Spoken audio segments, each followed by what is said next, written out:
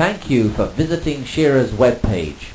We at Shira have developed our ultrasonic fog generators exploiting technology that has broad applications in several international markets such as industry, healthcare and agricultural applications. Shira's fog technology.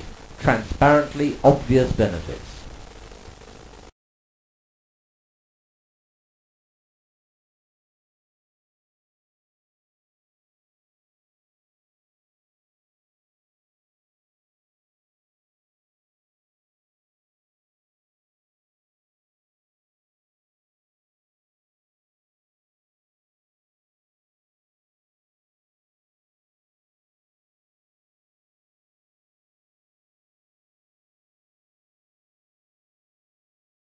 Done to stop it spreading. That's the warning from researchers trying to find a treatment for the bacteria.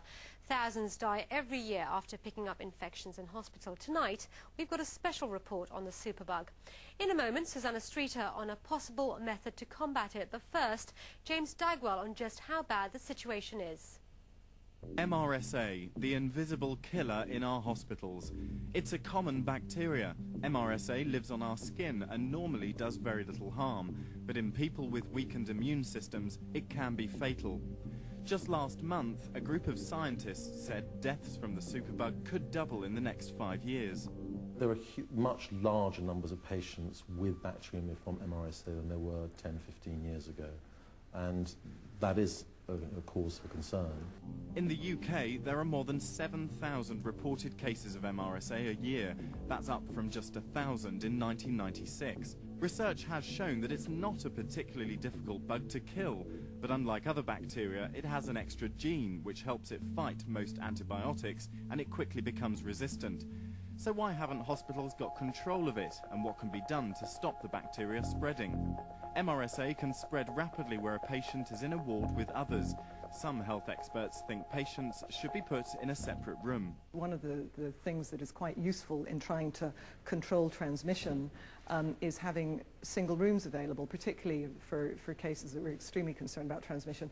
But the other issue you raise is actually very important. The lower the nursing staff ratios are, the more we are at risk of transmitting MRSA and other organisms around in the hospital. And that means medical staff may not have the time to wash their hands between patients, potentially passing the bacteria on. Some scientists say the government isn't doing enough to find ways of killing off MRSA and other hospital-borne infections, although there are new hand washes available.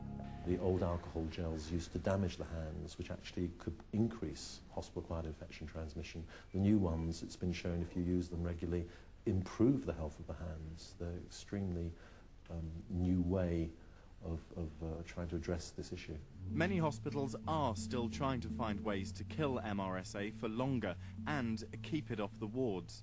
The emphasis still appears to be on hand washing and isolation, but the bug isn't just spread by skin contact. It's also found in carpets, in curtains, and even on the ties of doctors. Well, Susanna Streeter is in Bristol now, where they're developing a new technology which they hope could be used to disinfect entire wards. Yes, James, scientists here at the University of the West of England in Bristol have been working with what they believe may be a revolutionary disinfectant. It's a special kind of water which has been treated with an electric current, and first results show that it does kill MRSA and other resistant bacteria. It doesn't really differentiate between an E. coli bug or an MRSA bug or any kind of bug, because really it's not looking at the biology of these bugs, it's really looking at the chemistry. In reacting with those bugs, it kills them. By fogging this into a room, it seems to be relatively safe compared to things like bleach, in that it breaks down quite quickly. So after killing the bacteria, it should break down quickly and mean that patients can go back into a ward very soon. The scientists have been able to test how quickly the solution works by genetically modifying the resistant bugs in a lab to make them glow. They give out light, but they only give out light when they're actively living. When they start being killed, the light goes out. We really do need to take it into a hospital environment, into a hospital trust, and see if it works. And we can only do that really by clinical trials. And actually getting that cooperation is difficult. Just next door, microbiologists from hospitals right across the UK are being trained on how to detect resistant bacteria. This course has been modified 32 times over the past 20 years because the bugs are constantly changing.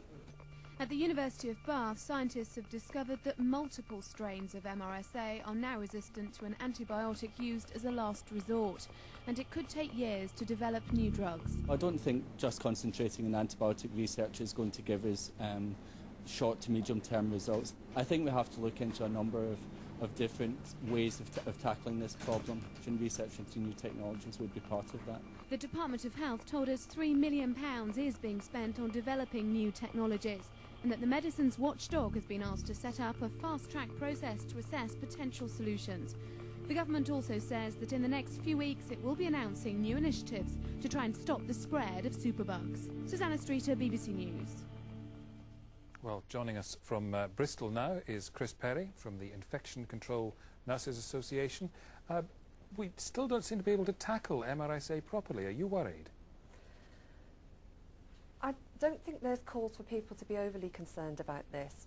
In every hospital in the country, we have policies, procedures and practices in place to reduce the risk of infection. Clearly, though, we have to address this problem. We cannot be complacent about bacteria that are resistant to antibiotics, and we must do all that we can to prevent the spread of MRSA and other bacteria in general. How excited are you about some of the new technologies we've just been hearing about? They want to get into hospitals and start testing it. Yes, I'm very pleased that people are looking at technologies to help us in our battle against these infections. However, I would echo what's been said in the report about the difficulties that we experience in putting into place some of the clinical trials that are needed. It is important that we assess these technologies in actual clinical practice to see how they apply and see if they do work in a patient environment. And to go back a step, you often hear, well, maybe it's retired nurses who say this more than anything, that in olden days there used to be a different regime, hospitals used to be cleaner, and they think a return of that kind of regimen would help get rid of MRSA. Is that true? That's very difficult to say. The evidence to say that general cleanliness of a hospital environment in a normal setting helps in the prevention of infection is lacking. However, there's a lot of evidence that when you're in outbreak situations, improving the cleanliness does help.